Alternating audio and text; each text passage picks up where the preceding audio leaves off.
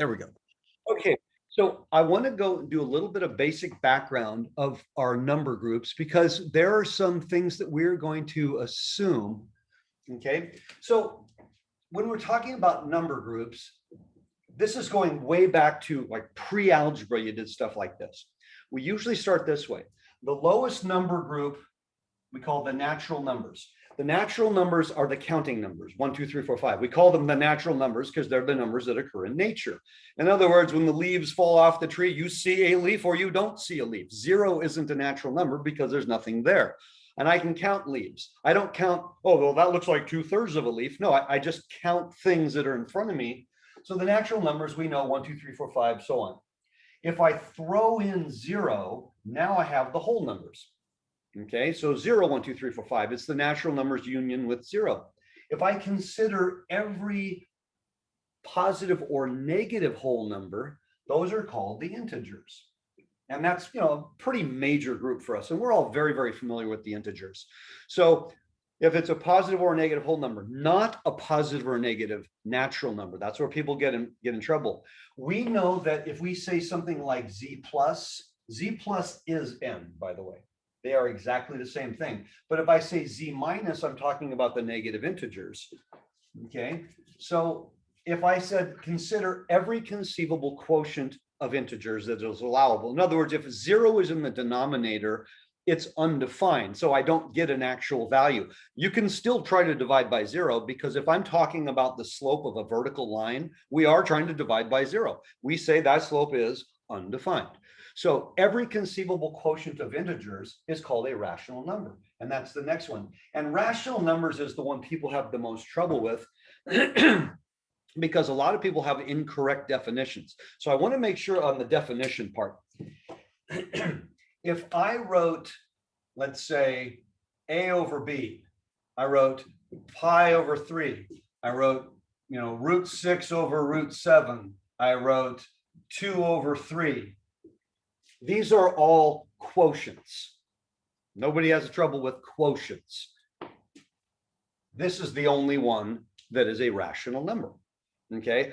The common mistake, even for the most educated people, they see a quotient, they say that's rational. No, not rational, not rational, not rational, rational. The definition of a rational number is a quotient of integers. In other words, the definition of a fraction is a quotient of integers.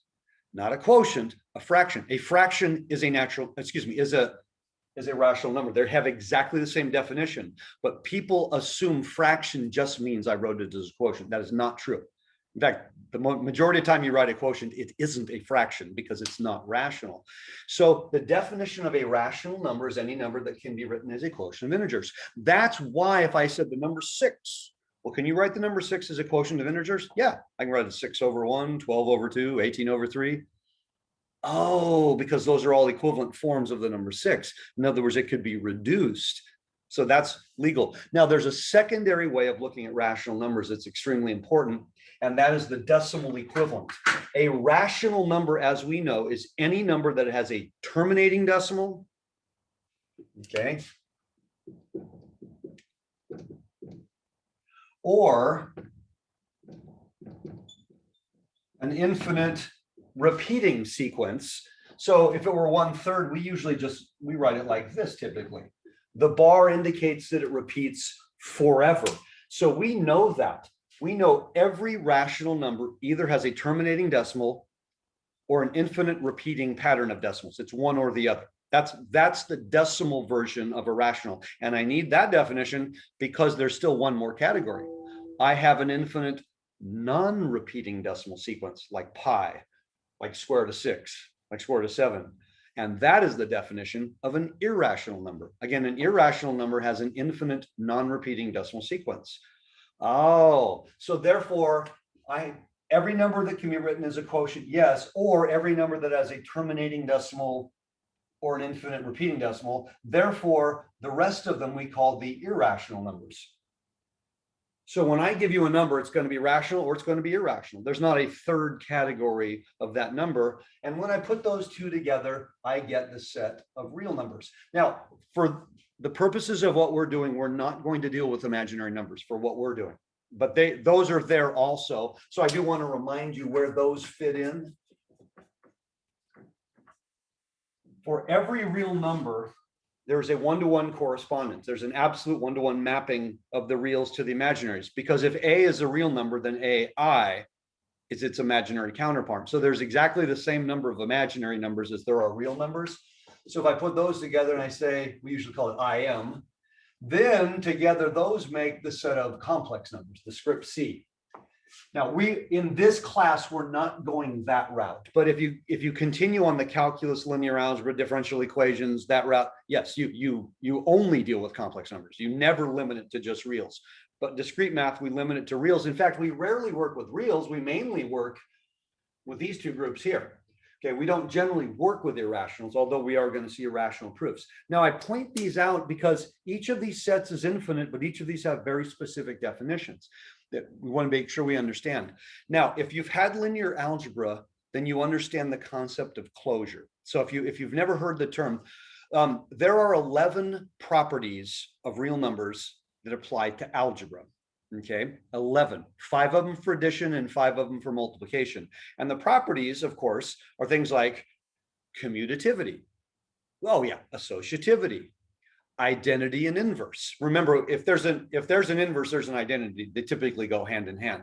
So if I'm talking about addition, the additive inverse is the number that's the opposite sign. And when I add something to its additive inverse, I get 0, which is the additive identity.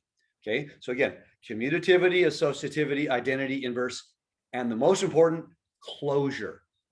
Okay, I'll explain that in a moment. Multiplication has the exact same 5 properties: commutativity, associativity, identity, inverse, and closure. And then the 11th property is the distributive property. That's the one that combines addition and multiplication. This is the algebra of real numbers. So if I have a set of things, okay, in linear algebra, I have a set of vectors, I have a set of matrices of a particular size, I have a set of polynomials, I have a set of integrable functions, a set of continuous functions. If they obey those same properties, essentially, then we call those things a vector space. And the reason this is so important is real numbers have certain, let's say, rights and privileges associated with them because they satisfy all these properties. If another set of things satisfy the same properties, they get all the same rights and privileges. That's why understanding that concept in linear algebra is so important. But closure is by far the most important of all properties. And you did this in Calc 3. If I add 2 vectors, let's say 2 two-dimensional vectors, I'm going to get back a 2-dimensional vector. If I add 2 3-dimensional vectors, I get back a 3-dimensional vector, and so on. In matrices, if I take 2 matrices of the same size and add them together, I get a matrix of that same size. Closure is the concept that if I take 2 elements of a set and I combine them using whatever operation you're talking about at the time, that result has to be in the set. Doesn't matter what the operation is. If I combine 2 things using the defined operation, and by the way, we're only looking at addition and multiplication, but there can be other operations. So closure of addition means if I take any 2 elements of a set and add them, the result is in the set. Closure of multiplication means if I take any 2 elements and multiply them, the result's in the set. And there's closure of scalar multiplication. Take any 2 elements and multiply them by a scalar, that's in the set. So for example, I can multiply a matrix by a scalar. I can multiply a vector by a scalar. I can multiply a polynomial by a scalar. Okay, so in our case, we're interested in addition and multiplication. Now, it is not automatic that any particular 2 things are closed. So be really, really careful. I'll give you a really simple example. Is the set of irrational numbers closed to addition? If I add root 3 to pi, of course I get back an irrational number. In fact, I can do this all day, Captain America of irrational numbers. I can just keep adding irrational numbers and I get back irrational numbers. Over and over again, when I add up irrational numbers, I get, oh, wait a minute. I just added 2 irrational numbers and I got 0, which is rational. I just found a counterexample. That's part of what we're doing today. So if I make a blanket statement, it is either always true or it's not. Now be careful. Not being always true does not mean it's always false. The negation or complement of this is full isn't this is empty, it's this is not full. So the complement or negation of always true is at least one time it's not true. So if I make a blanket statement like irrational numbers are closed to addition, I only need to have one counterexample to disprove that. Okay, so one of the things we're going to try to show Or when are things closed? When can I make assumptions? Well, there is one axiom that we are going to take. Now, that's a term that a lot of you are not familiar with. Let me go back to geometry, high school geometry. You have definitions. Now, definitions you have to memorize. There's no understanding of a definition. When you look up a word in the dictionary, you don't say, well, why is that the definition? No, that's the definition. When you're taking Spanish, and you get all your vocab words, you don't say, well, why is barquito boat? You know, why is zapato shoe? No, that's what it is. Yeah, it's not something you can question. If I asked you, what's your zip code? I don't question why is that your zip code, because that's where you live. That was defined to be the zip code for your area. I have to memorize definitions. But there are facts that we accept without proof. There are facts that we will only accept with proof. A fact that I will only accept with proof we'd usually call a theorem.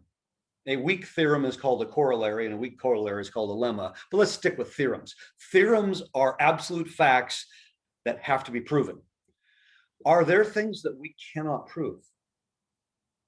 This is a tricky one. Now, I always like using, this is my favorite example to use. I use colors. I use colors because I'm more challenged than most of you when it comes to things like that. If I ask you to define the color blue, could you do it? Most of you would say, well, let me point to an object that's blue and say, there's an example of blue. And I think we'd all agree.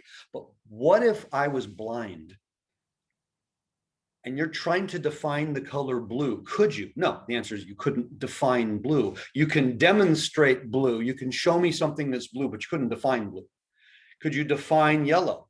No. How about red? No. How about green? Yes, you can define green, because green is a combination of yellow and blue.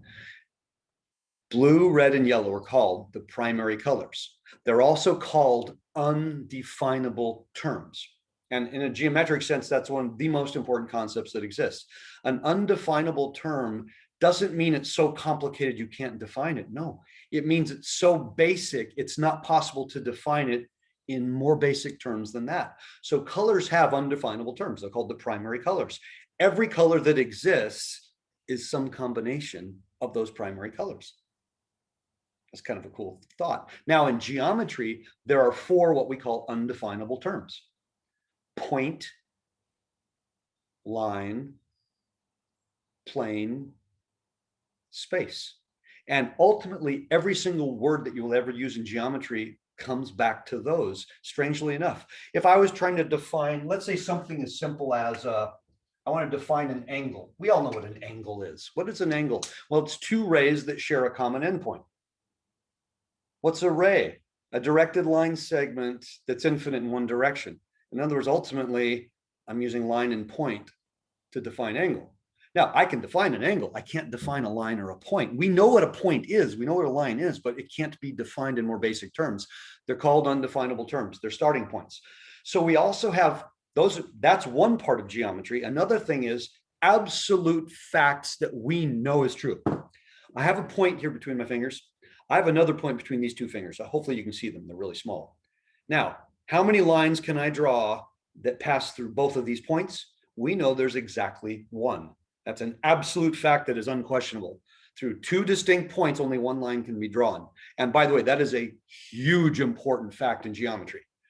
Can you prove it? No, you can't. It's not possible to prove that. Why? Because what would you use to prove it? It's a starting point. It's called an axiom or a postulate. I taught geometry for years, and to be quite honest, I'm still not sure what the difference is. I think axioms and postulates are basically the same thing. It's a context thing. It's a basic starting point. Okay, I can prove the fundamental theorem of calculus, but there's things that I accept without proof because it is the basic starting point. So an axiom is something that, again, it's an absolute proof, but we accept it, and then we build other things based on that. So all of geometry is based on definitions, axioms, postulates, and then from that I build into theorems, and then those theorems can be used to build bigger things. So why is that so important? Because one of the most important facts that we're going to use for the next week is the fact that the set of integers is closed to addition and multiplication.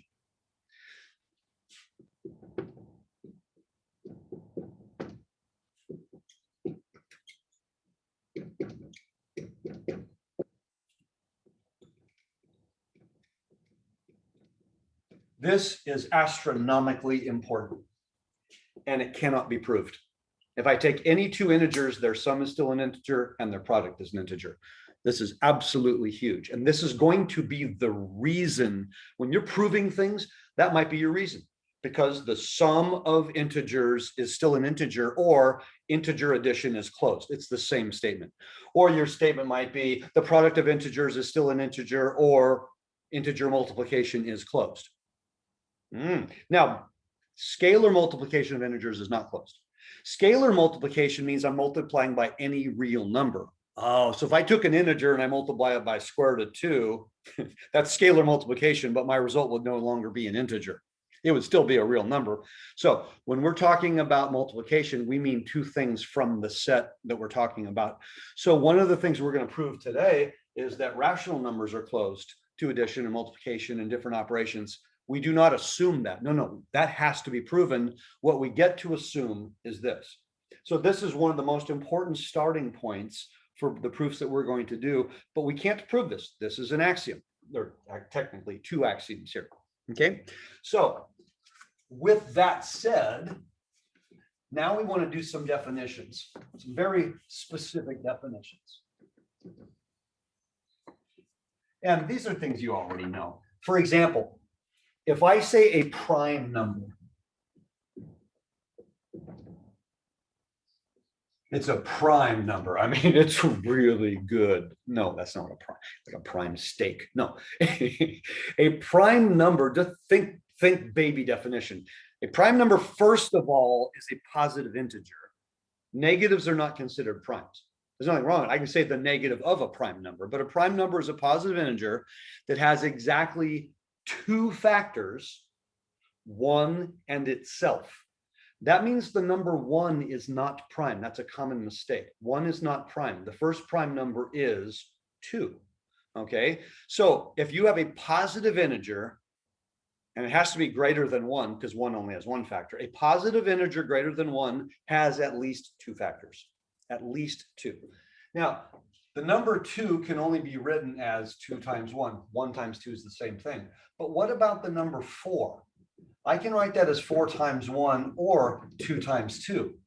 There's more than one factorization. So the number 4 has the factors 1, 2, and 4. This guy is called prime. This guy is called composite. Every positive integer greater than 1 is either prime or it's composite. Now, this is not something complicated, but just in case we sometimes forget what a prime is. Now, this is an exercise you may have done even back in elementary school. You made your 1, 2, 3, 4, 5, 6, 7, 8, 9, 10, and then you did the same thing, 11, 12. You did this maybe for 1 to 100. I would do this in remedial algebra classes. And then I'd say, now, count by twos. Count by twos. I know 2 is a prime number, but now 2 is a factor of every even number. So count by twos and cross them off. Some of you remember doing this. That means every even number bigger than 2 is a composite number, because every even number bigger than 2 has at least the number 2 as a factor, 1 itself and 2. Then you said, now let me count by threes. Well, I've already crossed off the 6, but now I'll cross off the 9. I've already crossed off the 12, now the 15, and so on. You did this, and then when you were done 1 to 100, the numbers remaining, 2, 3, 5, 7, 11, 13, 17, 19, 23, these were the prime numbers. Now you can keep going like this. It's an interesting exercise for kids. We don't need to do that. We know what prime means, but I want to remind you what that is. So the next one, odd and even integers, and that's a huge one because we're working with integers right now. Oops, wrong color. Here we go.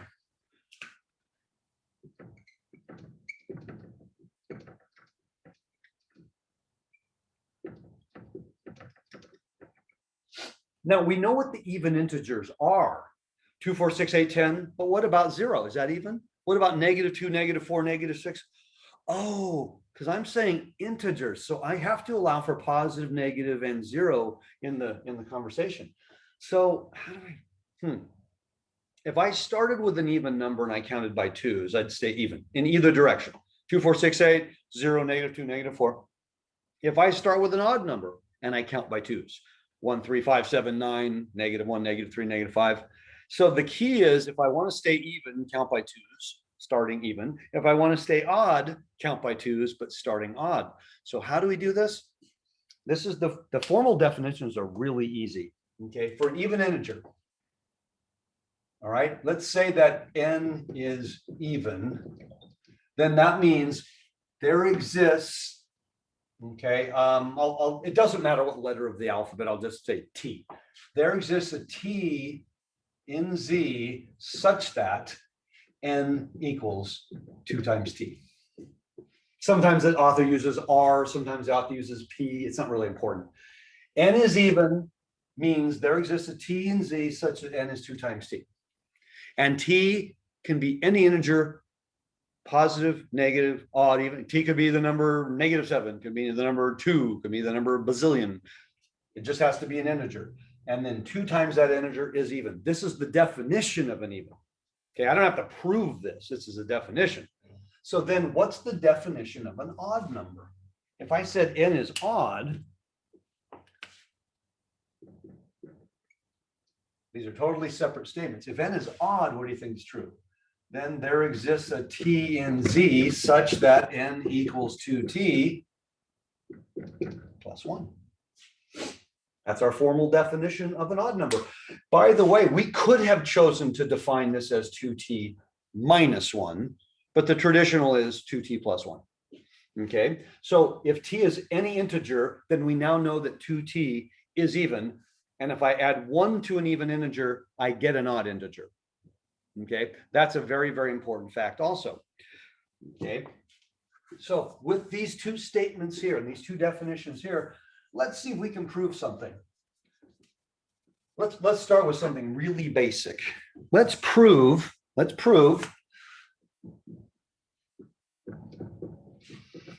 how about the sum of two odd integers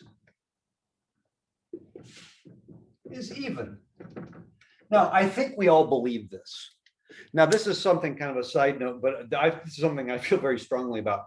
I do not believe it's possible for any human being to prove something that they do not already believe is true. See, if I asked you to prove this and you didn't believe it's true, you're not going to prove it. You're looking for ways to show that it's false. And that's what you should be doing, by the way.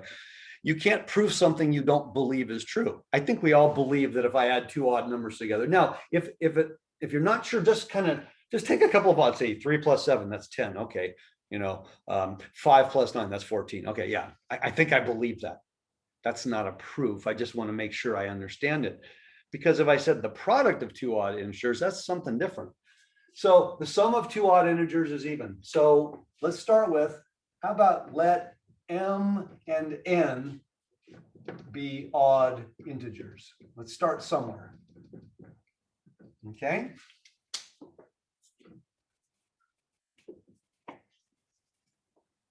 So now what do I know is true? There exists, let's say, R and T in the set of integers such that, now I'm going to define each one of these, such that m is equal to 2r plus 1 and n is equal to 2t plus 1.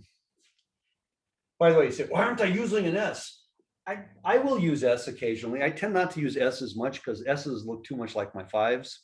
I don't want to get confused.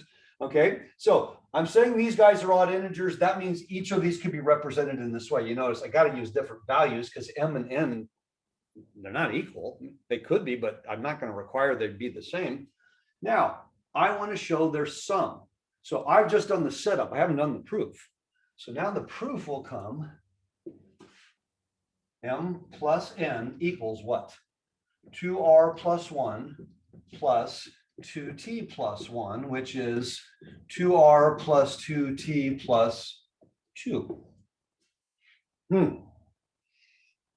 Okay, now what? Well, can I factor a 2 out of this? I think I can. That's pretty straightforward. By the way, you don't have to prove factoring. That's an algebraic process. You don't have to prove 3 plus 5 is 8. No. That's a result. But this is what I get. I'm trying to analyze if this is odd or even. So let's factor out the 2. And that's 2 times r plus t plus 1. Okay. So we're kind of at a sticking point. Now what? Let's look at r plus t plus 1, shall we? How about, I don't know, q equal r plus t plus 1. Q is an integer. Why is q an integer? Since integer addition is closed. I don't have to prove q is an integer. Integer addition is closed. I'm saying that's an axiom that we're accepting. Oh, so that means that this equals 2q. Q is an integer, so what did I just do? I just wrote this as 2 times an integer. Therefore, m plus n is even. That's what I was trying to show. I just proved the sum of any 2 odd integers is even because I was able to write the result as 2 times some arbitrary integer. Okay, the moment I wrote that, I'm done. But you notice I stated that q is an integer. Be careful. If I said, well, I can write the number 7 as 2 times 7 halves, that doesn't make 7 even. You're right, because 7 halves is not an integer. It's not that I can write it as 2 times something, it's that I could write it as 2 times an integer. So now there's nothing complicated about this, but you see there was a lot involved. Yeah, the algebra was pretty intense, I know. No, the algebra is going to be trivial every time. That's not, our concern is not the algebra. Our concern is that we justify everything we say. So that's a pretty simple one. Let's do one, maybe a little bit beefier, okay?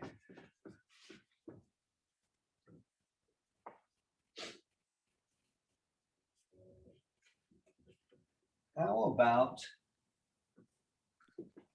let's do one like this. Professor, Yes. would we have to state that since integer addition is closed as a, I guess, definition of proof? Well, in my proof, I need to state that as to why that thing is an integer. I don't have to prove integer addition is closed. I'm just going to state it because it's the reason why I'm claiming something's an integer. You see, we're going to be doing things with rational numbers soon. We're going to be doing things later with irrational numbers. And every time we have a fact, and I'm doing a step, and you're going to say, well, how can you say that? What's your justification? Oh, because in this case, integer addition was closed. That's my justification of claiming that was an integer. I do need to state that. I don't need to prove integer addition is closed. I had to prove the sum of 2 odd numbers is even, but in that process, I used a fact that integer addition was closed. So let's try something a little more complicated. How about, let's do something. The cube of an even integer is even. I think we all agree with that, but how would I show that? I'm going to cube an even number. I want to show that that's still even. Now, this is not going to be complicated, but this isn't the last proof at all. I mean, in fact, there's going to be no addition going on here. All right. So let's start with let n be an even integer. Okay, then there exists a t in the set of integers such that n equals 2t.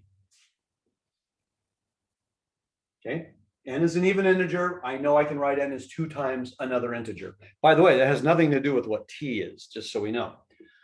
So now, n cubed equals 2t cubed. Well, that would be 8 times t cubed. Now what? Could I write that as 2 times 4t cubed? The 2 is the magic number. It's not the 8, it's the 2. Okay, so far we agree n cubed is equal to this. Now, how about let q equal 4t cubed? Q is an integer. Why is Q an integer? Because 4t cubed is the product. 4 times t times t times t. It's the product of integers. Q is an integer since integer multiplication is closed. Okay. Thus, n equals 2 cubed. Oops. I'm going to say it this way. Okay. Because we said, I'm sorry, n cubed. N cubed is 2 times this. Therefore, n cubed is even. Somewhere along the line, that's my conclusion. I got to state that somewhere, because my whole point was to show that the cube of an even integer is even. So if n was even, I just proved n cubed is even. Now, is this complicated? No, these are really, really simple. Okay, I've asked you to do a really simple, odd and even kind of proof. So those are pretty straightforward. The next one we're going to look at is a little bit more complicated, because now we want to start proving facts about rational numbers. And we do not make assumptions when it comes to rational numbers. We do not assume closure for rational numbers. We only assume closure when it comes to integer properties. Everything else we will prove.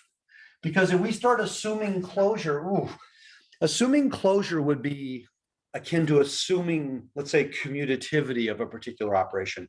And most math students think, well, isn't everything commutative? Isn't everything associative? Well, subtraction, a minus b equals b minus a, no. Division, a divided by b equals b divided by, no. Matrix multiplication, matrix A times matrix B equals matrix, no. Cross product, u cross v equals v. Actually, very, very, very few things in mathematics satisfy commutativity. There's a tendency to think that everything does. No. So you never just assume something. You actually have to show it. So when it comes to number properties, once we prove something, we don't have to prove it again. Okay. So now, rational number. How do we define a rational number? Okay, rational number. So we'll say that P is an element of the rational numbers. And the reason we use big Q, I mean, not just because we're running out of letters, script R is the real numbers, the Z, why is Z integers? I don't know. It was, if you think about it, all your life, Z was a big I until you get to this level. Now we change it to Z. I don't know why we changed it, but we changed it to Z. Q actually stands for quotient. Oh, it's a quotient of integers. It's an easy way to remember. So P is rational means what?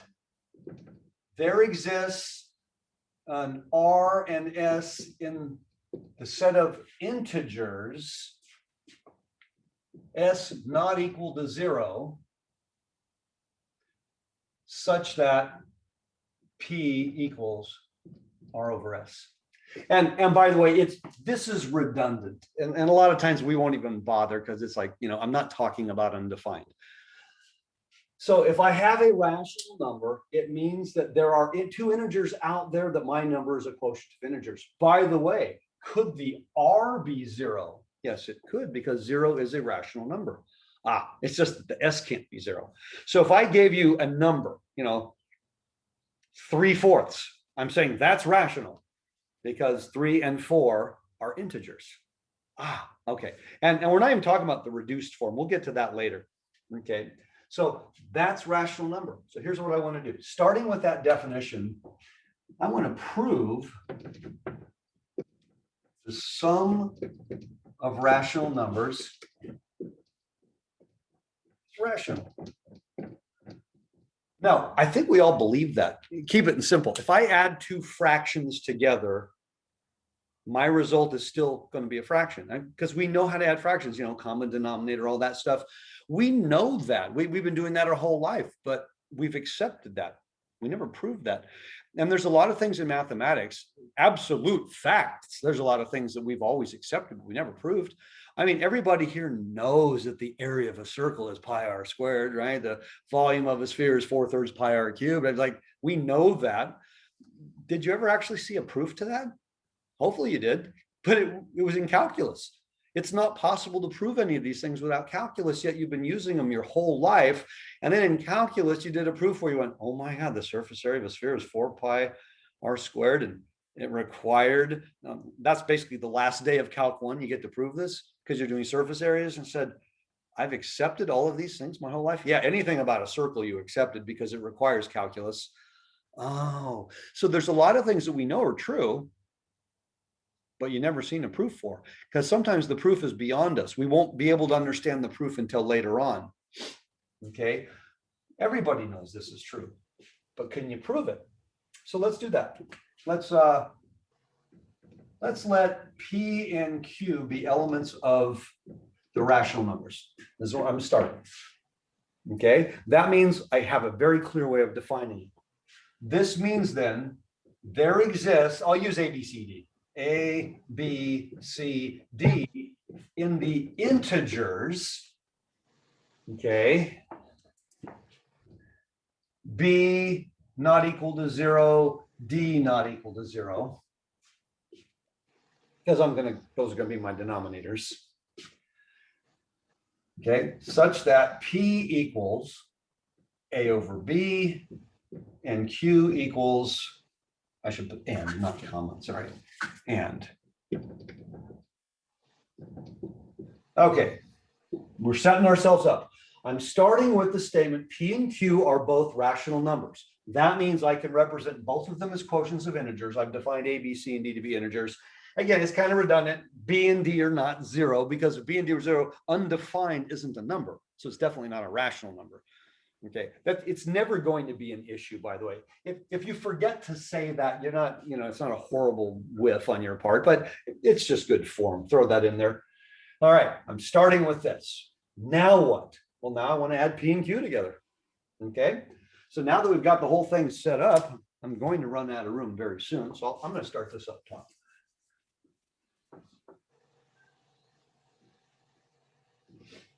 All right. Now, what is P plus Q?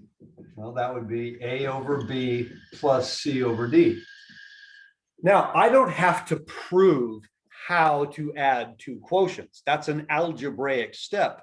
So when I'm adding two quotients, you'd say, well, if I identify BD as my common denominator, then all I've got to do here is multiply D over D, and here B over B, because I'm multiplying by 1. That's, again, I don't have to prove that. That's how you add quotients. So I'd have AD plus BC. We know algebraically this sum is equal to this. What we don't know is this rational? That's the part we're trying to prove. Not that's how you add two fractions together. Now,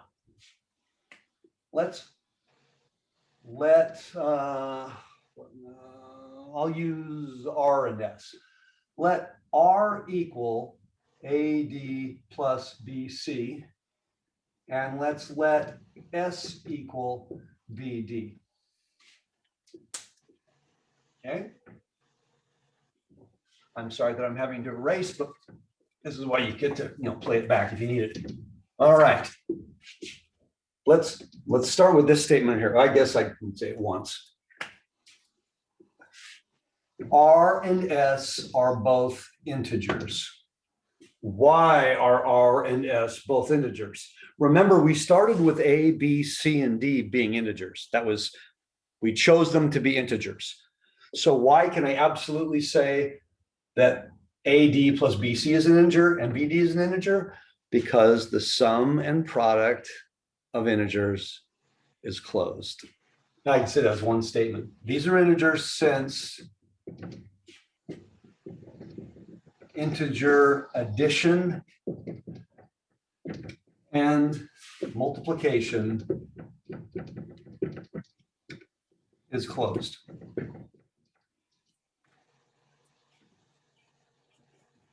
Okay. That told you that was going to be important. We're pretty much using that in every problem. So now what have I got? Now I've got P plus Q is equal to what? R over S. We define P to be this, we define Q to be this. So when I add P and Q, I get this algebraically. We define the numerator to be R, we define the denominator to be S, and then we show that those are both integers because of this fact. Therefore, P plus Q is equal to R over S. Great. But that's an element of the rational numbers. Why? Because this is a quotient of integers. Or you can just say, therefore, P plus Q is an element of the rational numbers. Cool. Now, you already knew that was true. That wasn't really a question. Black pen is dying here. I knew that was true, but that's not the point. See, the point is that we can actually prove that. Now, what did we use? We used integer facts. Okay, that's really important. We use facts about integers. Now, what else do we know about rational numbers? Well, I know there's some. What about, well, what if I took a linear combination of two rational numbers? Will that still be rational? Well, it depends. Do I have integer coefficients? What about the product of rational numbers? What about the quotient of rational numbers? There's a lot of other things about rational numbers.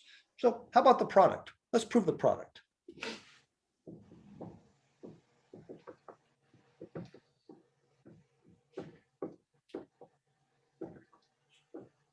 Rational. Let's prove the product of rational numbers is rational. All right. Now, by the way, we're doing it for two things at a time. So, but what if I added three or more? Well, it's still true because, again, associativity. If I add the first two and that's rational, now I add the next one. Now that sum of three things is rational, I add the next one. So it extends. That's kind of a nice thing. I want to prove now the product of two rational numbers. Well, I think it would be wise to set it up exactly the way we did the previous problem. Okay. So let's say, let P and Q be rational numbers. All right. I'm going to put in parentheses this time. What we want to do is show PQ. That is the whole point of this proof. I can't start with that. This should be the last thing that I say. That's my conclusion. All right. So there exists A, B, C, D in the set of integers. Now, something's going to not be zero. So we'll do it the same way we did before. A not equal to zero. I'm sorry, not A. B not equal to zero and D not equal to zero.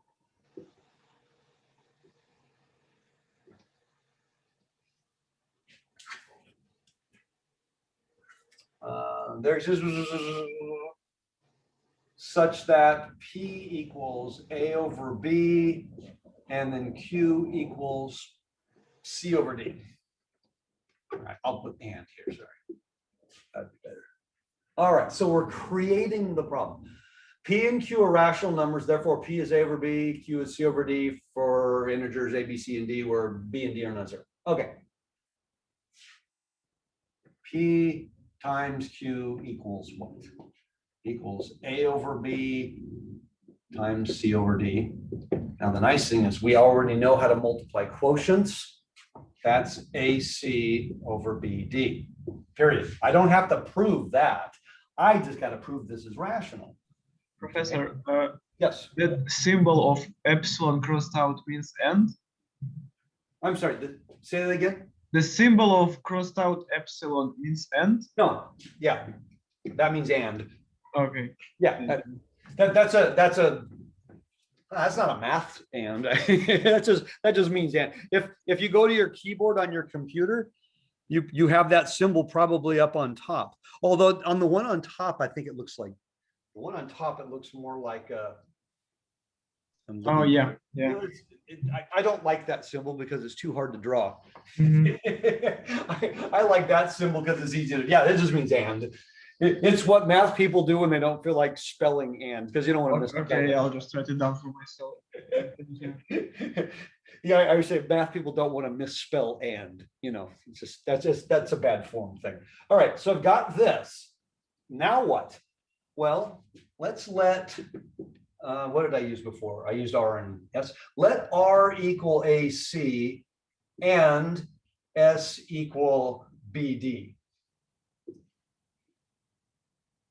Okay, I have to rename it because again, the idea is I want to show this is a rational number. I want to show this is the quotient of exactly 2 integers, not a bunch of integers. See, I can't use that because that's not one thing. That's not one thing, not yet. R and S are elements of the integers. Why? Again, since, and again, I always state the words. I don't have to prove it. I have to state it. This is my reason. Since integer multiplication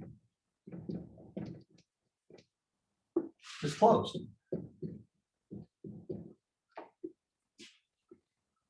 R and S are integers. So I have just come to the conclusion that P over Q, thus P over Q, I'm sorry, not P, sorry, can't read my own writing here, P times Q, sorry, equals R over S. Okay, therefore PQ. We have no doubt now, R and S are integers, and I wrote P times Q as a quotient of integers. That makes PQ rational because that's the definition of a rational number. Now, again, nothing that I did is taxing. Nothing that I did algebraically is difficult. And all I'm doing is using results. Now, what happens mathematically in the big picture? I want to prove something really big. And maybe in the proof of something really big, I have to use the fact that, the sum and product of rational numbers are still rational. Well, I don't want to have to prove those individual things in my big thing. I want to already have those in my tool belt. So mathematically, what we do is we just keep building up, we build up, and then we make reference to previous things. You see, if you're doing a definite integral in Calc 3 or in Calc 2, you don't want to go back and prove the fundamental theorem of calculus every time you do a definite integral, but that's what the fundamental theorem of calculus is. No, once you proved it once, you get to use it. And I like to say, when you want to drive home today, you don't have to go out and invest a combustion engine and, create tires. You got a car out there. Somebody already did it for you. Once something is done, then we use those results forevermore, but we usually have to first come up with those results. We don't assume anything. Unless something is a theorem, let's say something's a theorem from the textbook, and we're going to say, we're going to use this theorem and we're going to understand the proof. We're going to use this theorem to prove something bigger. Or it may be that we need to prove that theorem first in order to use it, if nothing else, as an exercise. So what we're doing here is I'm giving you the foundations of how to successfully write a proof. So the 2 types of proofs that I want you to master today are proofs about integers and proofs about rational numbers. That's it. Now, next day, we'll get a little more complicated. So now I want to talk about the schedule just a bit. Okay, this is the end of week 4. This is lecture number 7. We have one more lecture, that's on Monday, one more lecture of material that will be on the first exam. So the first exam is going to cover the first 8 lectures, and we've covered 7 of them. So I will be posting the practice test this weekend. Usually I do it after the last lecture, but the last lecture is Monday. And I know a lot of you like to get a head start. So I'll be posting the practice test and the key. Our exam isn't for 2 more weeks. So we got, a lot of time to prepare. And you definitely don't need to do the practice test over this weekend, but you probably want to do the practice test over the following weekend because everything will have been done. All the quizzes will have been, essentially done. So that's where we are. Again, we're in a good place. 7 of 8 lectures and so on. I will go ahead and stop now.